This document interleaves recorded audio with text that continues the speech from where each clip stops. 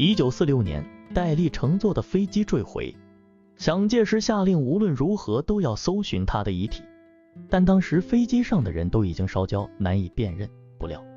一个女人说：“听我的，那个高举着右手的，就是戴笠。”原来说话的人是军统第一美女陈华，她和戴笠的关系非常好，即是知己，又有男女情爱。因为这段关系，陈华对戴笠的生活习惯非常熟悉，每到关键时刻，戴笠的右手都会不由自主地举起，所以他断定在遗骸中高举右手的一定是戴笠。戴笠就这样被认出来了，这样的结果真让人感慨。